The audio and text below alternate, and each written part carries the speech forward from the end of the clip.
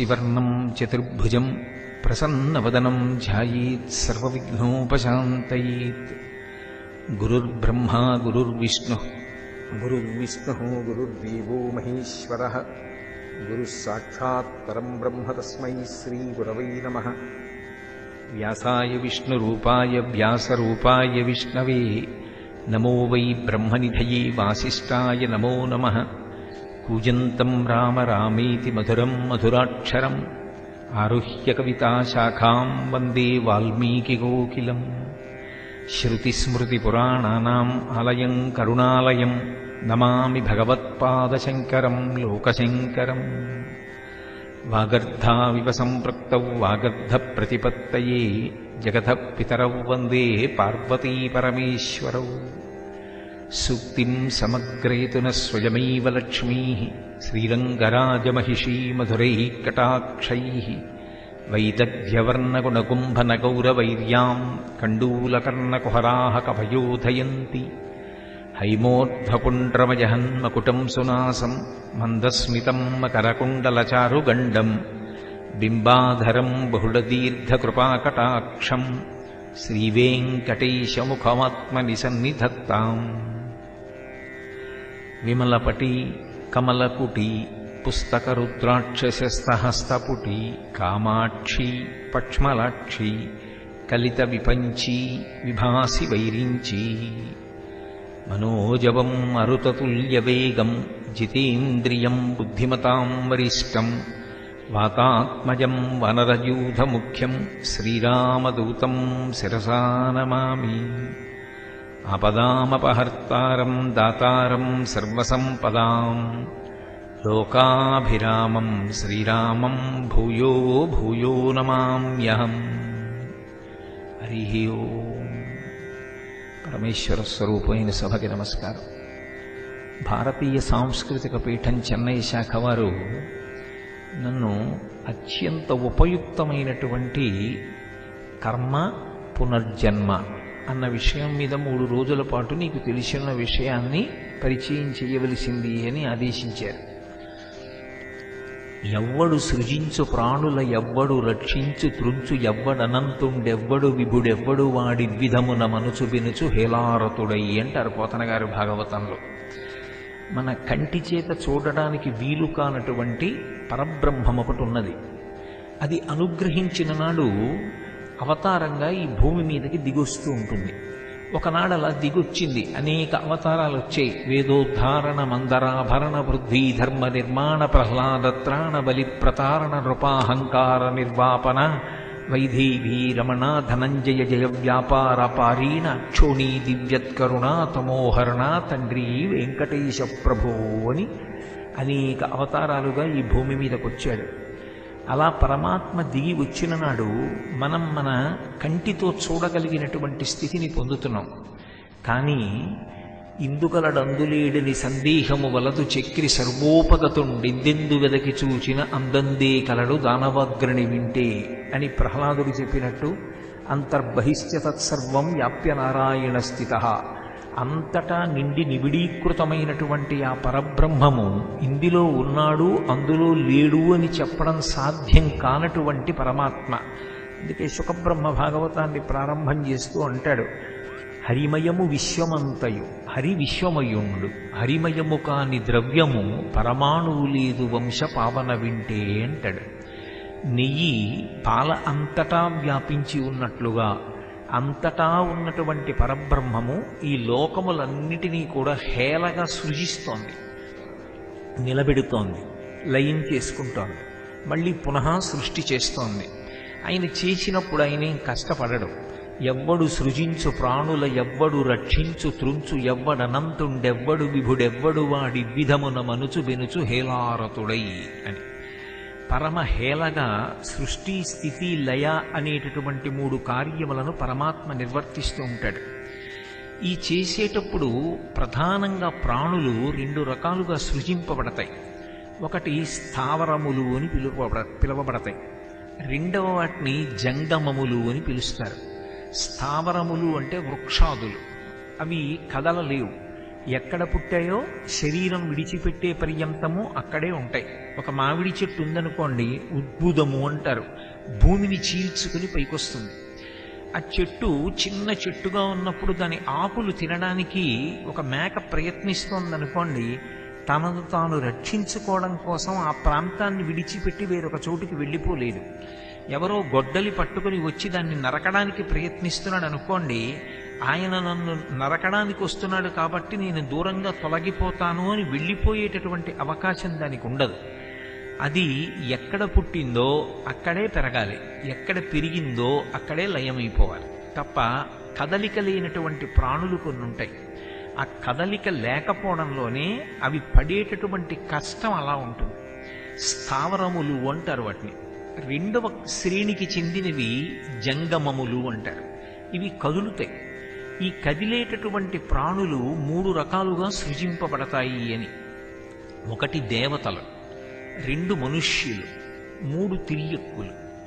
ఇందులో దేవతలు సుఖమనుభవించడానికి మాత్రమే సృజింపబడతారు. వారికి దుఃఖస్పర్శ ఉండదు, వారు ఎప్పుడూ సుఖాన్ని అనుభవిస్తూ ఉంటారు. 2వ కోవకి చెందినవి తిర్యక్కులు. భూమికి అవి వెన్నుపం అడ్డంగా ఉండేటట్టుగా పుడతాయి. మళ్ళీ వెన్నుపం అడ్డంగానే పెరుగుతుంది తప్ప మళ్ళీ ఇలా నిలువుగా పెరిగేటటువంటి అవకాశం ఉండదు. అటువంటి ప్రాణులన్నీ తిర్యక్కులు, జంతువులు అందులోకి వస్తాయి. అవి దుఃఖాన్ని ఎక్కువగా పొందుతూ ఉంటాయి. వాటికి సుఖం తక్కువ, దుఃఖం ఎక్కువ. అసలు జీవితానికి భద్రతే కొరవడి ఉంటుంది. నేను ఇవాళ ఆహారం కోసం బయటికి వెడితే నేను వేరొకరికి ఆహారం అయిపోకుండా ఉంటాను అన్న ధైర్యం వాటికి ఉండదు. ఒక కోడి ఉందనుకోండి, బయటికి వచ్చి తన కాళ్ళ దగ్గర ఉన్నటువంటి ఆ తుక్కు చిమ్మి అందులో ఉన్నటువంటి క్రిములను తినేటటువంటి ప్రయత్నంలో నిమగ్నమై ఉండగా అది గ్రద్దకి ఆహారం అయిపోతుంది. తాను ఆహారాన్వేషణ చేస్తూ వేరొకరికి తాను ఆహారం కాకుండా బ్రతకగలననేటటువంటి నమ్మకం కూడా వాటికి ఉండదు. అందుకే భయం ఎక్కువగాను దుఃఖం ఎక్కువగాను ఉండేటటువంటి ప్రాణులు తిర్యక్కులు. అందుకని వాటికి దుఃఖం. దేవతలకి కేవలం సుఖం. మనుష్యుల దగ్గరికి వచ్చేటప్పటికీ సుఖము దుఃఖము రెండిటినీ అనుభవిస్తారు. కేవలము దేవతల్లా సుఖాన్ని అనుభవించారు, కేవలము తిర్యక్కుల్లా దుఃఖాన్ని అనుభవించారు. వాళ్ళు సుఖాన్ని అనుభవిస్తూ ఉంటారు, దుఃఖాన్ని అనుభవిస్తారు. ఇవాళ సుఖంగా ఉన్నాడని రేపు సుఖంగా ఉంటాడు అని నమ్మకం ఉండదు. ఇప్పుడు దుఃఖంతో ఉన్నాడని 1 గంట పోయిన తర్వాత దుఃఖంతోనే ఉంటాడు అనేటటువంటి సిద్ధాంతము ఉండదు. మళ్ళీ సుఖాన్ని పొందేటటువంటి అవకాశం కూడా ఉంటుంది. అందుకే రామాయణం సుందరకాండలో సీతమ్మ ఒక మాట అంటుంది, కళ్యాణీ బతకాదీయం లౌకికీ ప్రతిభాతిమా ఏతి జీవంతిమానందో నరం వర్ష శతాదపి అంటుంది. 100 సంవత్సరములు పరిపూర్ణంగా జీవించినటువంటి మనుష్యుడు జీవితాంతము దుఃఖపడినప్పటికీ ప్రాణోత్క్రమణ సమయంలోనైనా సరే ఏదో ఒక శుభవార్త వింటాడు, సుఖపడతాడు తప్ప అసలు ఏ సుఖమూ లేకుండా నేను కేవలము దుఃఖమే అనుభవిస్తాను అన్న సిద్ధాంతము ఉండదు. కేవలము దుఃఖము తప్ప సుఖముండదు అన్న సిద్ధాంతము ఉండదు. మనుష్యుడు రెండిటినీ అనుభవిస్తూ ఉంటాడు. ఈ మాటలు నేను అన్నప్పుడు మీరు ఒక్క విషయాన్ని కొంచెం జాగ్రత్తగా గమనించాలి. పరమేశ్వరుడు ఈ సృష్టినంతటినీ చేశాడు అని నేను మీతో మనవి చేశాను. ఇందులో స్థావరములు ఉంటాయి, అవి కదలలేవు అని చెప్పాను. జంగమములు 3 రకాలుగా ఉంటాయి. అందులో కేవలము సుఖాన్ని అనుభవిస్తారు దేవతలు, దుఃఖాన్ని ఎక్కువగా అనుభవిస్తాయి జంతువులు, సుఖ దుఃఖములు రెండింటినీ అనుభవిస్తారు మనుష్యులు. ఇప్పుడు నాకొకటి చెప్పండి, ఈశ్వరుడు నన్ను ఒక మనుష్యుడిగా పుట్టించాడు. ఆయన నన్ను మనుష్యుడిగా పుట్టించడంలో ఆయనకి ఒక స్వేచ్ఛ, అంటే వీడిని ఇలాగే పుట్టిద్దాం, ఈ జీవుణ్ణి వీడు సుఖము దుఃఖము కూడా అనుభవించేటట్టు చేద్దాం అని ఒక దేవతా శరీరాన్ని సృష్టించేటప్పుడు వీడికి పాపం ఏ దుఃఖం వద్దులే, వీడు సంతోషంగా ఉండని, వీడిని సుఖమే పొందేటట్టుగా చేద్దామని ఆయన సృజించాడు అనుకోండి. అప్పుడు ఈశ్వరుడు యందు పక్షపాత బుద్ధి ఉన్నది అన్నదానికి అది నిదర్శనమవుతుంది కదా. నన్ను ఇలా మనుష్యుడిగా సృష్టించి ఒక కుక్కని కుక్కగా సృజించి దేవతని దేవతగా సృజించి ఇలా ఎందుకు సృజించావు అని అడిగారు అనుకోండి, నా ఇష్టం అని అడగకోండి ఈశ్వరుడు. నా ఇష్టం, నేను అలా సృజించాను. దాన్ని ఎక్కువ దుఃఖ పెట్టాలనుకున్నాను, కుక్క జన్మని ఇచ్చాను.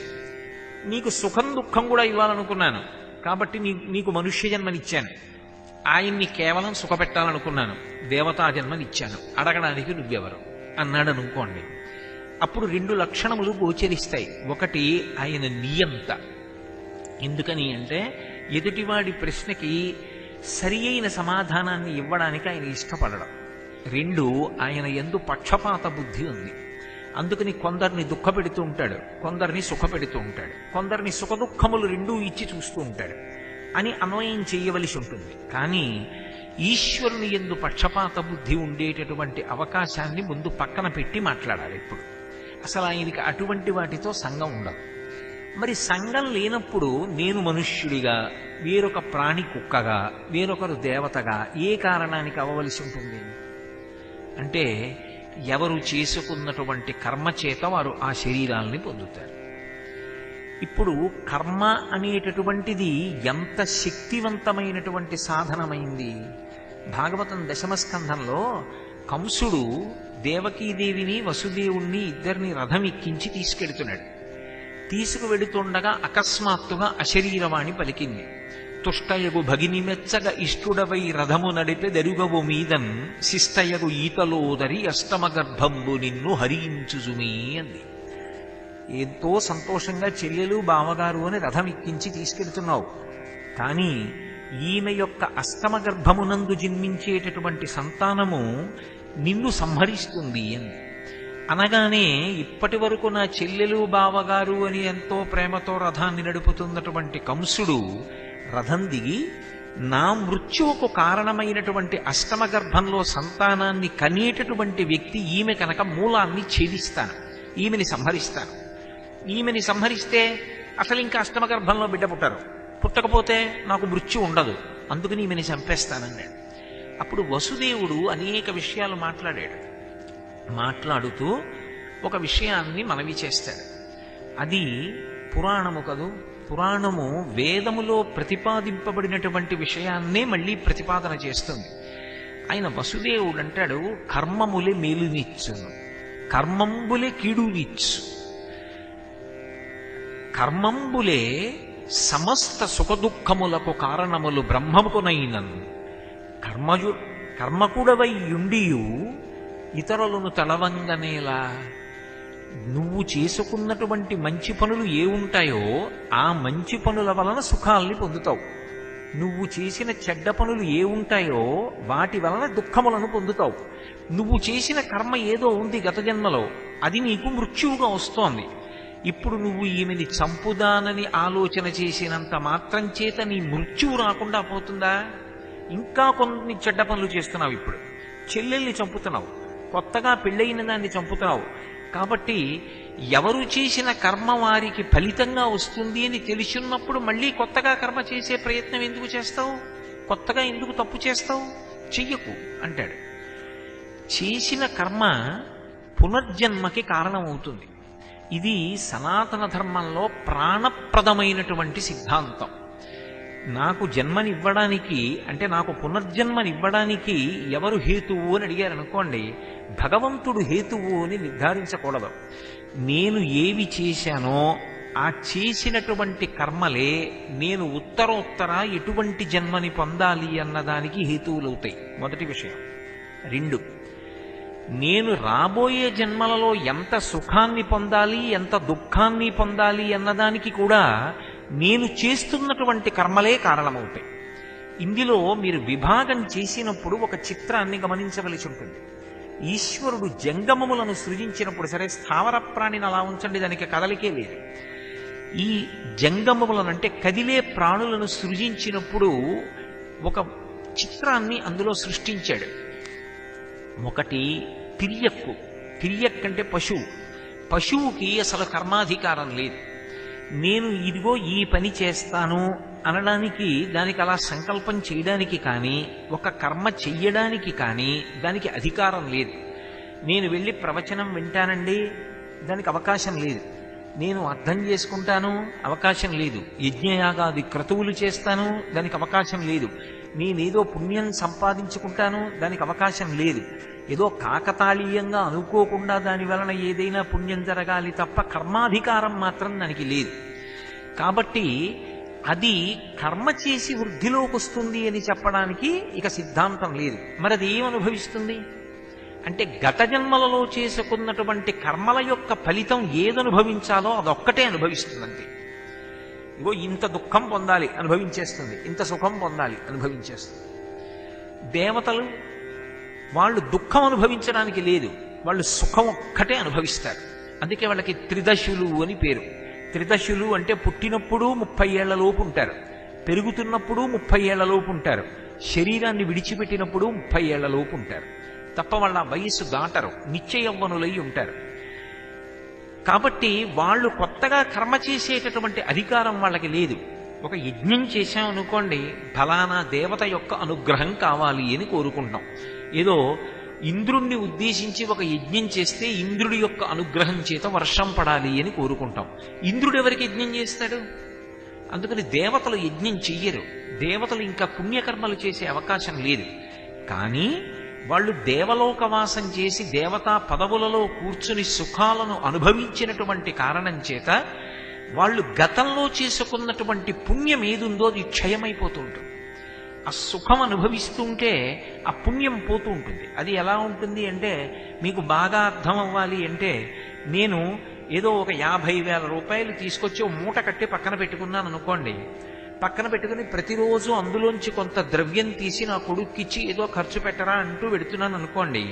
నేను కదలక్కర్లేదు, హాయిగా కూర్చున్నవాడిని కూర్చున్నట్టే సుఖాలు అనుభవిస్తూ కావలసిన సంబారాలన్నీ నా దగ్గరున్న 50,000 రూపాయల ద్రవ్యపు మూటలోంచి తీసి ఖర్చు పెట్టుకుంటున్నాను. ఖర్చు పెట్టడం అంటూ ప్రారంభం చేసి భోగం అనుభవించడం అన్నది ప్రారంభం చేసిన తరువాత ద్రవ్యం అలాగే ఉండిపోతుంది, ఆ మూటలో ఉండదు. కొంతకాలానికి పూర్తిగా అయిపోతుంది. ఇక్కడ పూర్తి అయిపోగానే అక్కడ భోగం కూడా అయిపోతుంది.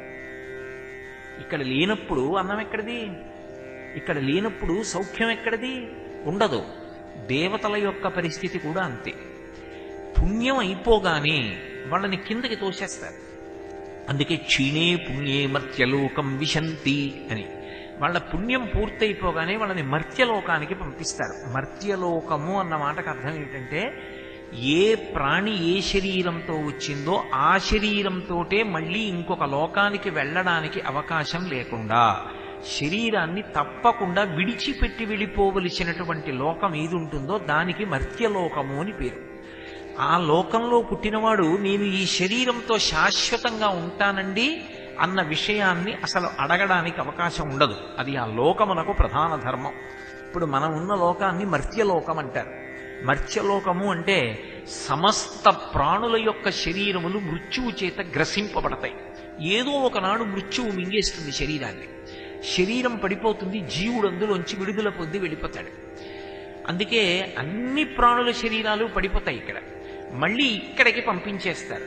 ఏ శరీరంతో పంపిస్తారు? ఒక నరుడిగా వస్తాడు దేవతలు కూడా. కాబట్టి దేవతలు ఇక మళ్ళీ పుట్టవలసినటువంటి అవసరం లేని మోక్షస్థితికి వెడతామని కానీ, మళ్ళీ కొంత పుణ్యాన్ని సంపాదించుకుంటాము అని అడగడానికి కానీ, ఉత్తమమైనటువంటి కర్మలు మేము ఆచరిస్తామని చెప్పడానికి కానీ వాళ్ళకి సాధ్యం కాదు. అథవా వాళ్ళు జ్ఞాన మార్గంలో ఆత్మవిచారణ చెయ్యవచ్చు అని శంకర భగవత్పాదుల వ్యాఖ్యానాల్లో ఒక చోట నిర్దేశించారు, ఒక చోట పేర్కొన్నారు. కానీ జంతువునాం నరజన్మ దుర్లభం, ఒక్క మనుష్య ప్రాణి విషయంలో మాత్రం ఒక అద్భుతం ఉంది. మనుష్య శరీరంతో వచ్చినటువంటి వాడు ఉత్తమమైనటువంటి కర్మలు ఆచరించి దేవతా పదవులలోకి ఉత్తమ లోకాలకు వెళ్ళిపోగలడు. ఎన్నో పుణ్యకార్యాలు చేశాడు. శరీరం విడిచిపెట్టిన తరువాత దేవతా పదవులలోకి వెడతాడు. అందుకే శతక్రతు వివాసీనం నాగరాజస్య మూర్ధని అంటారు రామాయణంలో.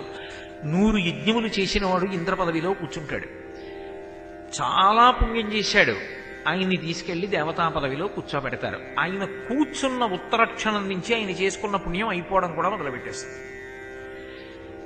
ఇప్పుడు ఉత్తమమైనటువంటి కర్మలను ఆచరించి పుణ్యాన్ని సముపార్జన చేసి దేవతా పదవులలో కూర్చునేటటువంటి అధికారం మనుష్యుడిదే. భగవంతుడు మనుష్య శరీరాన్ని ఇచ్చాడు కదా అని అన్ని ప్రాణులలో ఉన్నటువంటి విభూతులను తనవిగా మార్చుకుని సుఖాన్ని అనుభవించి ఉత్తమ కర్మలు ఏవీ ఆచరించకుండా పాపకర్మలు ఆచరించి చిట్ట చివర శరీరాన్ని విడిచిపెట్టిన తరువాత కొన్ని కోట్ల జన్మలు మళ్ళీ తిరియక్కుగా వెళ్ళిపోయేటటువంటి అవకాశం ఉన్నవాడు కూడా నరుడే. ఎందుచేత సలిగా ఉందనుకోండి, ఒక గొర్రె తాలూకా చర్మాన్ని తీసి నేను కప్పుకుంటాను. గొర్రె కొత్తగా ఏం కప్పుకోదు, దానికి పరమేశ్వరుడు అటువంటి చర్మాన్ని ఇచ్చాడు, దాని మీద ఊలు ఉంటుంది, అది అటువంటి చర్మంతో ఉండి చలికి తట్టుకుంటుంది. నేను ఆ చర్మాన్ని తీసి నేను కప్పుకుంటాను. ఏనుగు దంతం తెచ్చి బొమ్మ చేస్తాను, జింక చర్మం తెచ్చి వేసి కూర్చుని జపం చేస్తాను, ఒక గాడిద మీద బరువు పెట్టి మోయిస్తాను, గుర్రం ఎక్కి పర్వతం ఎక్కుతాను, విమానం ఎక్కి పక్షిలా ఎగురుతాను, నెమలిని తెచ్చి పింఛం ఇప్పి నృత్యం చేస్తే సంతోషిస్తాను. మిగిలిన ప్రాణుల యందు ఏ విభూతులున్నాయో ఆ విభూతులన్నిటినీ నావిగా చేసుకుని సుఖాన్ని అనుభవించగలిగినటువంటి శక్తి కలిగిన వాడు నరుడు. కాబట్టి కేవలము సుఖాలు అనుభవించడం తప్ప, నేను అందరి విభూతి నావిగా వాడుకుంటాను తప్ప నేను ఎవరికి ఉపయోగపడను, ఏ పుణ్యకర్మ చెయ్యను అని బ్రతికాడనుకోండి, ఈశ్వరుడు ఏం జోక్యం చేసుకోడు.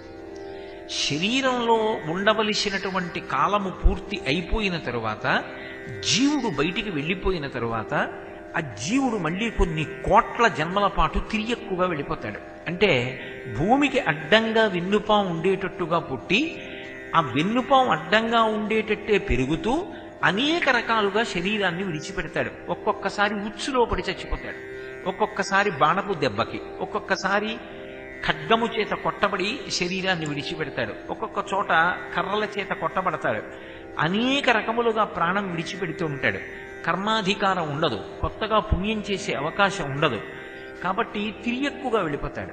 ఇప్పుడు మీరు గమనించవలసింది, నరుడిగా వచ్చినవాడు మాత్రం ఒకటి ఉత్తమ కర్మలాచరించి దేవతా పదవులకు వెళ్ళగలడు, రెండు పాపకర్మలాచరించి అధోముఖంగా వెళ్ళి తిరియక్కు కాగలడు.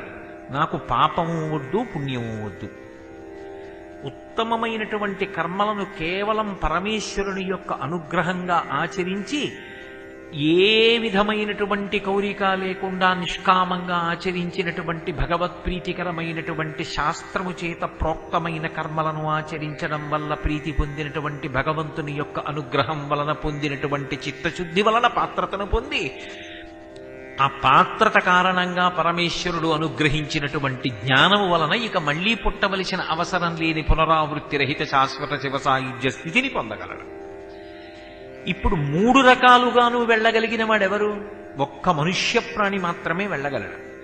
మిగిలినటువంటి ఇద్దరికీ కూడా జంగములలో అటు జంతువులకు కాని ఇటు దేవతలకు కాని ఈ అధికారం లేదు. ఇది ఒక్క నరజన్మకి మాత్రమే ఉంది. అందుకే అందరిలోకి గొప్పవాడెవరు అంటే నరుడు ఒక్కడే గొప్పవాడు. ఇంత గొప్ప శరీరాన్ని పరమేశ్వరుడు మనకు అనుగ్రహించాడు. పైకి కనపడడానికి సామాన్యంగా కనపడుతుంది, కానీ భాగవతంలో ఈ శరీరమునకు ఉండేటటువంటి వైభవాన్ని వర్ణిస్తారు. పరమాత్మ అనబడేటటువంటి ఒక్క పరబ్రహ్మాన్ని చేరుకోవడానికి, సుఖదుఖములనేటటువంటి రెండు ఫలములు అనుభవించడానికి, సత్వరజస్తమో గుణములనేటటువంటి మూడు గుణములలో తిరుగుతూ ఉండడానికి, ధర్మ అర్థ కామ మోక్షములనేటటువంటి నాలుగు విధములైనటువంటి పురుషార్థములను సమన్వయం చేసుకోవడానికి, శబ్ద స్పర్శ రస రూప గంధములనేటటువంటి 5 తన్మాత్రలతో సుఖదుఖములను అనుభవించడానికి, పంచ జ్ఞానేంద్రియములు కన్ను ముక్కు చెవి నాలుక చర్మము 5 జ్ఞానేంద్రియములు మనస్సు అనేటటువంటి 6 సంఘాతమై, చర్మము రక్తము మాంసము కొవ్వు అస్థి శుక్ల మేధ అనబడేటటువంటి 7 పొరల చేత కప్పబడి, 2 కాళ్ళు 2 చేతులు 4 5 తల 6 హృదయము 7 ఉదరము 8 కాళ్ళు అనబడే నడుము అనబడేటటువంటి 8 అవయవముల యొక్క సంఘాతంగా 2 కన్నులు 2 చెవులు 4 కన్నాలు 2 ముక్కు కన్నాలు 6 నోరు 7 మలద్వారము 8 మూత్రద్వారము 9 కన్నములు కలిగినటువంటి 9 తొర్రలు కలిగినటువంటి ఈ శరీరంలో ప్రాణ అపాన వ్యాన ఉదాన సమాన నాగ కూర్మ కృకర ధనంజయ దేవదత్తములనేటటువంటి 10 వాయువులు ఆయన శాసనం అయ్యే వరకు వెళ్ళిపోకుండా కుంభింపబడి ధర్మానుష్ఠానమునకు యోగ్యమైనటువంటి పరమోత్కృష్టమైనటువంటి శరీరము ఒక్క మనుష్య శరీరము మాత్రమే. అంత అద్భుతమైనటువంటి శరీరాన్ని నిర్మాణం చేసి పరమేశ్వరుడు మనకు అనుగ్రహించాడు.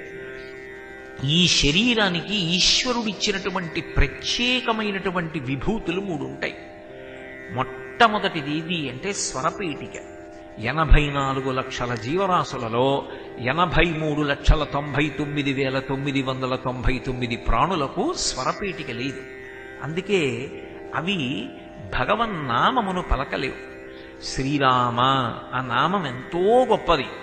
ఒక్కసారి నువ్వు మోక్షానికి వెళ్ళిపోతావు అన్నా సరే ఒక కుక్క శ్రీరామ అనలేదు, ఒక గుర్రం శ్రీరామ అనలేదు, ఒక ఎద్దు శ్రీరామ అనలేదు. కానీ స్వరపేటిక ఉంది కాబట్టి నేను మాత్రం భగవన్నామాన్ని పలకగలను. నేను అన్నప్పుడు నేను నరులందరి గురించి మాట్లాడుతున్నాను. భగవన్నామం పలకడానికి యోగ్యమైనటువంటి స్వరపేటికని పొంది ఉండడం ఒకెత్తు, కానీ భగవన్నామం పలుకుదామన్న ఉత్సాహాన్ని పొందడం, ఈ శరీరానికి ఇంత గొప్ప సాధనం ఒకటి ఉంది అని గుర్తెరగడం ఒకెత్తు. ఆ గుర్తెరగడం అనేటటువంటిది లేదనుకోండి, అప్పుడు నరశరీరంలో ఉండే ఉపయోగం ఏమిటి? శంకర భగవత్పాదులు శివానంద లహరి వేస్తూ ఇదే ప్రశ్నేస్తారు. నరత్వం దేవత్వం నగవన మృగత్వం వశకత పశుత్వం కీటత్వం భవతు విహగత్వాది జననం సదాత్వత్పాదాబ్జ స్మరణ పరమానంద లహరీ విహారాసక్తం చేద్రూతయ విహకింతేన వపుషా అన్నారు. వపుషా అంటే శరీరం. ఈశ్వర, నేను నరుడున, దేవతన, పర్వతాన్న, ఈగన, దోమన ఎవరికి కావాలి? శరీరం ఏదైతే ఎవరికి కావాలి? భగవంతుని యందు భక్తి కలిగిన వాడనా? ఆ భక్తి అంటూ ఉంటే నీకు భగవంతుడిచ్చినటువంటి అద్భుతమైనటువంటి ఉపకరణం ఏది తెలుస్తుంది. అది లేదు, అయ్యో ఈ ఇంత గొప్ప ఉపకరణం ఉంది, ఈ ఉపకరణాన్ని పెట్టి నన్ను నేను ఉద్ధరించుకోవాలి. ఉద్ధరేణాత్మనాత్మానం అంటాడు గీతాచార్యుడు. ఎప్పుడో నా ప్రాణం పోతుంటే నా కొడుకు నా ఎడమ చెవిలోకి వచ్చి నారాయణ నారాయణ నారాయణ అని తులసి నీళ్లు పోయడం ఏమిటి? నేను బ్రతికుండగా చెప్పుకుంటాను భగవన్నామాన్ని. బతికున్నంత కాలం భగవన్నామని చెప్పిన వాళ్ళు అంత్యకాలంలో పలకలేనేమో అని బెంగపెట్టుకున్నారు. బ్రతికియున్నన్నాళ్ళు నీ భజన తప్పను కాని మరణకాలమునందు మరతునేమో ఆవేళ యమదూతల అగ్రహంబున వచ్చి ప్రాణముల్ పెకలించి పట్టునప్పుడు కపవాత పైత్యముల్ కప్పగా శ్రమచేత కంపముద్భవమంది కష్టపడుచు నారాయణాయంచు నా జిహ్వతో నిన్ను పిలుతునో శ్రమచేత పిలువలేను నాటికిపుడి నీనామశ్రవణ చేతు చెవినిడవయ్యభూషణ వికాస శ్రీధర్మపుర నివాస దుష్ట సంహార నరసింహ దురిత దూర. నాటికిప్పుడే నీ నామస్మరణ చేతు, నీ నామాన్ని పలుకుతున్నాను వినవయ్యా. ఆ చిట్ట చివర నేను అనగలను అనలేను, ఇప్పుడే నారాయణ అంటున్నాను అన్నాడు ఈ కోటేశ్వరరావు అని గుర్తుపెట్టుకోవయ్యా అని వెంపర్లాడాడు నృసింహశతక కర్త. అందుకే భగవన్నామం నేను పలుకుతాను కాదు, అది కూడా భక్తి ఉండి పలికించాలి. లేనినాడు ఏమవుతుంది? అహంకారానికి పనికొస్తుంది. ఏదో ఒక విభూతి దీనికి అంటకడతాడు తీసుకొచ్చి. నేను పొడుగ్గా ఉన్నాను, ఇలా చెయ్యేసుకుంటాను. నేను చాలా అందగాడిని, నాకు 4 పద్యాలు వచ్చు, నాకు 4 శ్లోకాలు వచ్చు, నా దగ్గర డబ్బు ఉంది, నేను అందంగా ఉంటాను. ఇలా ఇలా చూపించిన ఈ శరీరం కాలి దగ్ధం అయిపోతుంటే వెంట్రుకలు ఊడిపోయి దూరంగా ఎగిరిపోతాయి. ఇందులోంచి నెత్తురు గడ్డ కట్టి ముద్దలు ముద్దలుగా భూమిలోకి ఇంకిపోతుంది. ఎక్కడైనా ఒక ఎముక మిగిలిపోతే కుక్క నోట కరుచుకుని ఎత్తుకుపోతుంది. ఏమిటి ఇలా చూపించిన ఈ శరీరం? అసలు దీంట్లోకి రావడం ఎంత గొప్ప విషయం. ఇందులోకి వచ్చినప్పుడు అసలు దీన్ని సద్వినియోగం చేసుకోవడం అంటే ఏం చెయ్యాలి అన్నదాని గురించి ఆర్తి ఒకటి ఉంటే, అయా నాకున్న ఉపకరణములేమి, నరజన్మ ఎందుకు గొప్పది, నాకే ఉపకరణం ఉంది అని మొదటి ప్రశ్న వస్తుంది. నీకు ఈశ్వరుడిచ్చిన మొట్టమొదటి అమోఘమైన ఉపకరణం స్వరపేటిక. దానితో భగవన్నామాన్ని పలకవచ్చు. కవి పుష్పంబగు అగ్నిమంచగు వాకూపారం భూమిస్థలంబగు శత్రుండతిమిత్రుడు విషము దివ్యాహారమౌనెన్నగా అవనీమండలి లోపలం శివ శివేచ్ఛాభాషణోల్లాసకిన్ శివా నీ నామము సర్వవస్యకరమౌ శ్రీకాళహస్తీశ్వర అంటాడు దూర్జటి. 2 కర్మాధికారం. భగవంతుడు ఒక్క నరుడికి ఉత్తమ కర్మలను ఆచరించగలిగినటువంటి అధికారం ఇచ్చాడు. ఒక యజ్ఞం చెయ్యాలి, ఒక యాగం చెయ్యాలి, ఒక పురాణం చదువుకోవాలి, ఒక కావ్యాన్ని వినాలి, గురువుగారి శుశ్రూష చెయ్యాలి, 10 మందికి సేవ చెయ్యాలి, మంచి మాట మాట్లాడాలి, అహంకారాన్ని పరిత్యజించాలి. ఎవరు చెయ్యగలరు? ఒక్క మనుష్య ప్రాణికే ఉంది కర్మాధికారం. ఇక ఏ ఇతర ప్రాణికి లేదు. కర్మ చెయ్యగలిగినటువంటి అధికారం ఉన్నవాడు మనుష్యుడొక్కడే. 3, బుద్ధిని పరమేశ్వరుడిచ్చింది నరుడికొక్కడికే ఇచ్చాడు. మనస్సు సంకల్ప వికల్ప సంఘాతం. అనేకమైన ఆలోచనలు నెగడలో కర్ర పెట్టి తోస్తే నిప్పు రవ్వలు వచ్చినట్టు వస్తుంటాయి. వచ్చిన వాటిల్లో నువ్వు ఇది చెయ్యి అని మంచి వైపుకు నడిపించి వివేకంతో నిర్ణయం చేసేది బుద్ధి. అటువంటి బుద్ధి సక్రమంగా ఉన్నంతకాలం మనుష్య జన్మ పాడవదు. అందుకే ఏ పూజ చెయ్యండి చిట్ట చివర అడిగేది ఒక్కటే.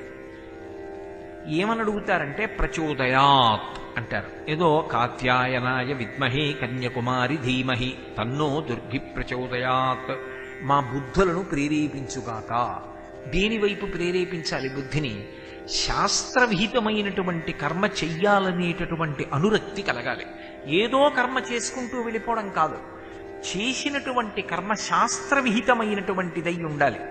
అలా శాస్త్రం చెప్పినట్టుగా ఎవడు కర్మాచరణం చేస్తాడో వాడు చిట్ట చివరికి చేసుకున్న కర్మల నుంచి కూడా విముక్తి పొందుతాడు. ఇక మళ్ళీ జన్మ ఎత్తవలసినటువంటి అవసరం ఉండదు. నేను ఈ మాట అన్నప్పుడు, నేను ఈ నేపథ్యాన్ని మీతో మనవి చేస్తున్నప్పుడు మీరు ఒక్క విషయాన్ని బాగా గమనించాలి. ఈ శరీరానికి వేదాంతంలో అనేక పేర్లు ఉన్నాయి. అందులో దీనికి ఒక పేరు ఏమిటంటే చిజ్జడ గ్రంథి అని పేరు. ఇది తనంత తానుగా జడం. ఇందులోంచి శివం లేచి వెళ్ళిపోయింది అనుకోండి, ఇది జడం. ఇది ఒక కర్ర ఎలా అయిపోతుందో అలా అయిపోతుంది. కాలు దగ్గర పట్టుకుని పైకెత్తితే కర్ర లేచినట్టు లేచిపోతుంది. అటువంటి దీనిలో చైతన్యము ప్రవహిస్తోంది కాబట్టి దీనికి ఒక విలువ, ఒక గౌరవం, ఒక అధికారం, ఒక పని చెయ్యగలిగినటువంటి శక్తి ఏర్పడింది. దీపం ఉండగా ఇల్లు చక్క పెట్టుకో అంటే ఆ చైతన్యం ఉండగా కురుపుణ్య మహోరాత్రం, మంచి పనులు చేస్తూ వెళ్ళు, లేకపోతే నీ జీవుడు ఉద్ధరింపబడడం. నీ చుట్టూ ఉన్న వాళ్ళ గురించి ఎన్ని మాటలైనా చెప్పు, నేను కాదనను, మంచిదే. నా భార్య, నా భర్త, నా బిడ్డలు, నా బంధువులు, నా స్నేహితులు, నా శిష్యులు, ఇవన్నీ మంచిదే. కానీ ఇవి ఏవీ కూడా వెంటరానిది ఎప్పుడు అంటే ఒక్కసారి జీవుడు బయటికి వెళ్ళిపోయాడు అనుకోండి, ఇక అన్ని అనుబంధములు దాంతో ఆగిపోతాయి. కింవానేన ధనేన వాజికరిభిప్రాప్తేన రాజ్యేన కిం వా పుత్ర కళత్ర మిత్ర పశుభిర్దేహేన గేహేన కిం జ్ఞాతైతక్షణభంగురం సపతిరోత్యద్యం మనోదూరతః స్వాత్మార్థం గురువాక్యతో భజ భజ శ్రీపార్వతీ వల్లభం అంటారు శంకర భగవత్పాదులు. ఒక్కసారి అందులోంచి జీవుడు బయటికి వెళ్ళిపోయాడు అనుకోండి, ఏమండి అన్నా పలకడం, అన్నయ్య అన్నా పలకడం, తమ్ముడు అన్నా పలకడం, బావగారు అన్నా పలకడం, మామయ్య గారు అన్నా పలకడం, అయ్యో మా పక్కింటి ఆయన నా స్నేహితుడు అన్నా పలకడు, మా గురువుగారు అన్నా పలకడు. అన్ని అనుబంధాలు అక్కడితో ఆ శరీరానికి పూర్తయిపోయాయి. ఆ వెంట వచ్చేది ఏది అంటే చేసుకున్న కర్మ ఏది ఉంటుందో అదొక్కటే భుజానికి తగుల్చుకుని వెళ్ళిపోతాడు. కాయము వీడి జీవుడితి కంపిత చిత్తత నీగు చుండవో నాయనయంచు ఎడ్చు నిజ నందన నందినులైనగాని కందోగిని భస్మముల్ తొలుత దుఃఖమహంబుది సొత్సు పత్నియున్ కాయము వీడి రారు కదా చేసిన కర్మము పుణ్యము తప్ప శంకర. చేసినదేదుందో అదొక్కటే తగల్చుకుని వెళ్ళిపోతాడు. ఏది చేశాడో అదే వచ్చే జన్మలో జీవుడికి అన్నం. వచ్చే జన్మలో నేను ఇలా పెట్టే అధికారం పొందాలంటే ఇప్పుడు పెట్టేవాడినై ఉండాలి. ఇప్పుడు పెట్టినది ఉంటే అప్పుడు పెట్టగలను. ఇప్పుడు ఇలా పెట్టిన వాడను కాకపోతే వచ్చే జన్మలో ఇలా పట్టవలసిన వాడినే కానీ ఇలా పెట్టేవాడిని కాలేదు. అదే కదా శంకర భగవత్పాదుల కనకధారా స్తోత్రం. ఏమో ఏ మహానుభావుడు ఒక్కొక్కనాడు అతిథిగా వస్తాడు. ఏ కోరిక లేనటువంటి మహాత్ముడు ఒక రోజున అనుకోకుండా ఇంటికి అతిథిగా వస్తాడు. ఊరకరారు మహాత్ములు వా రథముల ఇండ్ల కడకు వచ్చుటెలెల్లన్ కారణము మంగళములకు మీరొచ్చుట శుభము మాకు నిజము మహాత్మ అంటాడు దశమస్కంధంలో. పాత్రత. అటువంటి మహాపురుషుడు ఇంటికి రావడం అంటే పరమేశ్వరానుగ్రహం కలిగితే వస్తాడు. ఆయన వచ్చి అరుగు మీద కాసేపు కూర్చుని వెళ్ళిపోయాడు అనుకోండి, సేద తీరి. పాత్రత, అటువంటి వాడు, ఆయన్ని నమ్ముకున్నవాడు వచ్చి వెళ్ళిపోయాడు, ఈశ్వరుడు పరమ సంతోషాన్ని పొందుతాడు. ఇప్పుడు మనుష్య శరీరానికి ఉండేటటువంటి గొప్పతనం ఎక్కడుంది అంటే, ఇది చిజ్జడ గ్రంథి అయినటువంటి కారణం చేత దీనికి ఈశ్వరుడు సృజించినప్పుడు ఎందుకు సృజిస్తాడు అంటే, మొదటి కారణం చేసినటువంటి పాపము పుణ్యము దీని చేత అనుభవింపచేస్తాడు. మీరు ఈ విషయం కొంచెం గంభీరంగా ఉంటుంది, కొంచెం జాగ్రత్తగా పట్టుకోవాలి. నేను గత జన్మలో ఒక పాపం చేశాను, ఇప్పుడు నేను ఈ మనుష్య శరీరంలో ఉన్నానంటే కేవలము కోటేశ్వరరావు గారు పుణ్యాత్ముడు సిద్ధాంతం చేయడం సాధ్యం కాదు. పాపపుణ్యములు రెండు ఉంటేనే కదా మనుష్య శరీరంలోకి వచ్చాను. పాపము ఉంది, పుణ్యము ఉంది. నేను గత ఏదో ఒక ప్రాణి అలా వెళ్ళిపోతుంటే నా చేతిలో కర్ర ఉంది, అది నా మీద తిరగబడలేదు కదా అని కర్ర వేసి కొట్టాను, దాని మోకాలు మీద తగిలింది. అది బ్రతికున్నంత కాలం ఆ మోకాలు నొప్పుతో అలా బాధపడుతూనే ఉంది. ఇప్పుడు నేను చేసిన పాపకర్మ పోవాలి కదా. ఇప్పుడు ఆ పాపకర్మ పోవాలంటే నాకు కూడా మోకాలు అలాగే నెప్పెట్టాలి. నాకు కూడా మోకాలు అలాగే నెప్పెట్టి నేను బ్రతికున్నంత కాలం నా మోకాళ్ళు నాకు నెప్పెడుతుంటే నేను చేసిన పాపకర్మ క్షయం అవుతుంది. కాబట్టి ఇప్పుడు ఈశ్వరుడు ఏం చేయాలి? ఈ శరీరాన్ని ఇచ్చి దీని మోకాళ్లకు నిప్పెట్టాలి. ఈ మోకాళ్ళకి నిప్పు వచ్చింది అనుకోండి, నేను ఒక రకంగా ఏం చేయాలి? చాలా సంతోషించాలి. ఎందుకని? నా పాపం పోతుంది కదా. నేను మీతో మరి యథార్థం, మీరు నన్ను కర్మ పునర్జన్మ గురించి మాట్లాడు అంటే ఇది తప్ప ఇంకేం మాట్లాడినండి. నేను గత జన్మలో చేసినటువంటి పాపం ఉంది, అది పోవాలి.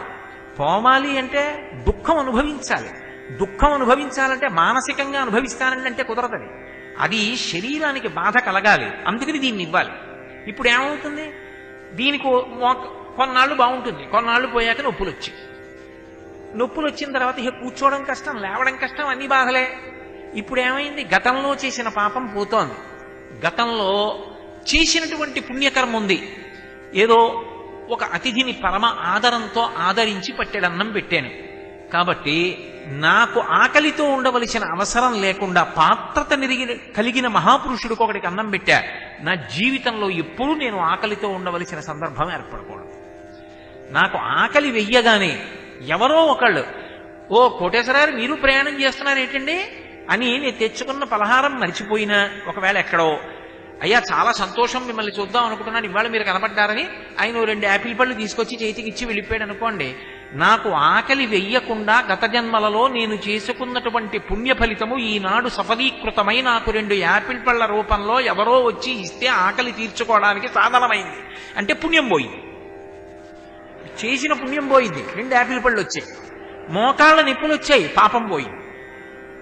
ఈ చిజ్జడ గ్రంథిగా ఈ శరీరం వచ్చింది అంటే కేవలము సంతోషపడిపోవడానికే కాదు, ఇది పాపపుణ్యములు క్షయమైపోవడానికి పనికొస్తోంది. అందుకే మీరు గమనించి ఉంటే కష్టాలు వస్తున్నాయి అంటే అమ్మయ్య నా పాపాలు పోతున్నాయి అంటారు మహాత్ములు. చంద్రశేఖరేంద్ర సరస్వతి మహాస్వామి వారి గురించి నేను అస్తమానం చెప్పక్కర్లేదు, వారు కారణజన్ములు, మహాపురుషులు, అపర శంకరావతారులు. పరమశివుడే ఈ భూమి మీద మళ్ళీ నడయాడాడు. పరమశివుడే శంకరాచార్యుల వారిగా వచ్చాడు. నమక్కపర్దిని చ వ్యుక్త కేశాయ చ, ఇంత జటాజూట ఉన్న పరమశివుడు బోడిగుండుతో శంకరాచార్యుల వారిగా వచ్చాడు. ఆ శంకరాచార్యుల వారే చంద్రశేఖరేంద్ర సరస్వతి మహాస్వామిగా వచ్చారు.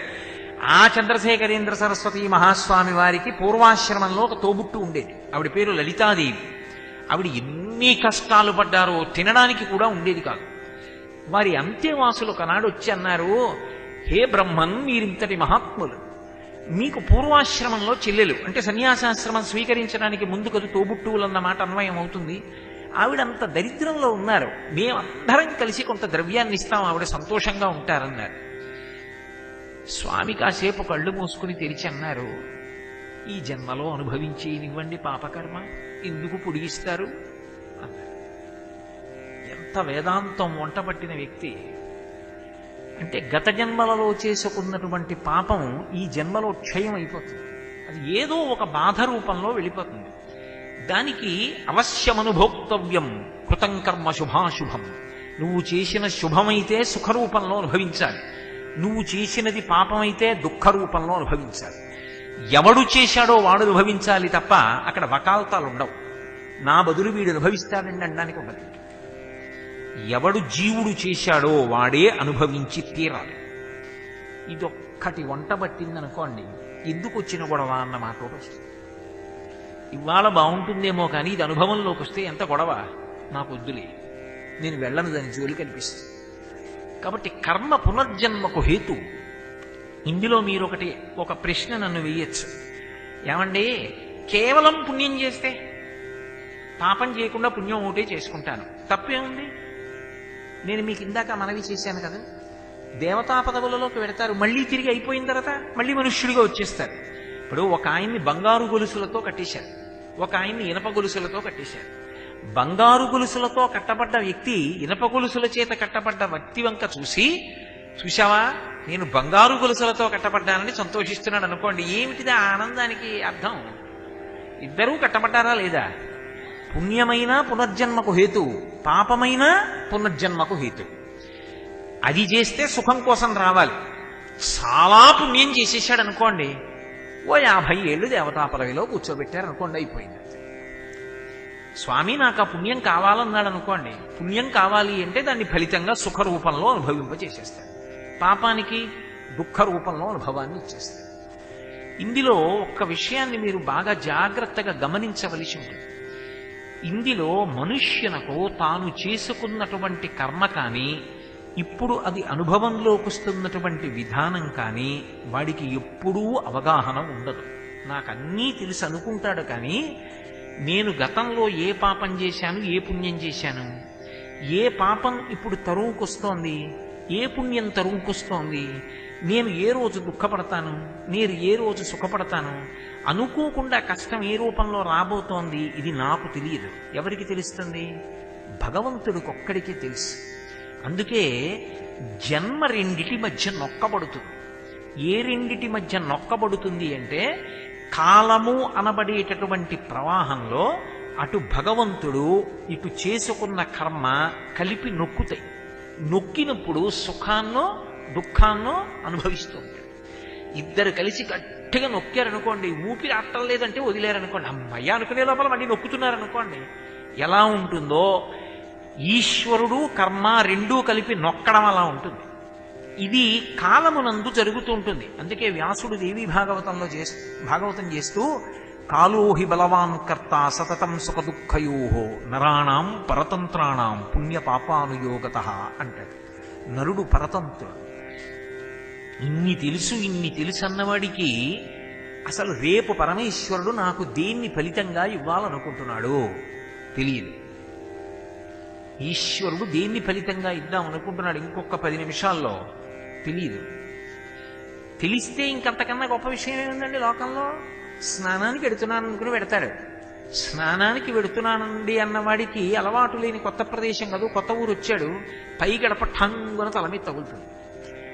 ఇప్పుడు ఈశ్వరుడు వాడికి ఇంకొక 2 నిమిషాల్లో అంత దెబ్బ తగిలి తల బాధపడేటట్టుగా వాడు గత జన్మలలో చేసుకున్న పాపము యొక్క ఫలితాన్ని అనుభవింపజెయ్యబోతున్నాడు. తెలుసా? తెలీదు. ఇంకొక అరగంటకి ఏదో గొప్ప శుభవార్త వినబోతున్నాడు, ఈ తలపోటు మరిచిపోయి అంత సంతోషపడబోతున్నాడు. తెలుసా? తెలీదు. పరతంత్రుడు. ఎవరు ఆడిస్తారు? ఈశ్వరుడు ఒక్కడే సర్వజ్ఞుడు, ఆయనకొక్కడికి తెలుసు. ఇన్ని కోట్ల జీవుల యొక్క పాపపుణ్యములన్నిటినీ కూడా ఎక్కడ చిన్న పొరపాటు లేకుండా ఆయన లెక్క కట్టుకుంటూ ఉంటాడు. ఎలా లెక్క కడతాడు? ఎక్కడో కూర్చుని అనుకోకండి, చిత్రగుప్తుడు అంటాను చూసారా, ఆయన ఎక్కడో యమధర్మరాజు గారి పక్కన కూర్చుని ఉండడు, ఇక్కడే ఊపిరి రూపంలో కూర్చుని గుప్తంగా ఖాతా రాసుకుంటూ ఉంటాడు. అందుకే చిత్రగుప్తుడు అంటే ఎవరో కాదు, భగవంతుడే. అందుకే కాంచీపురంలో చిత్రగుప్తుడికి దేవాలయం ఉంది ఇప్పటికీ.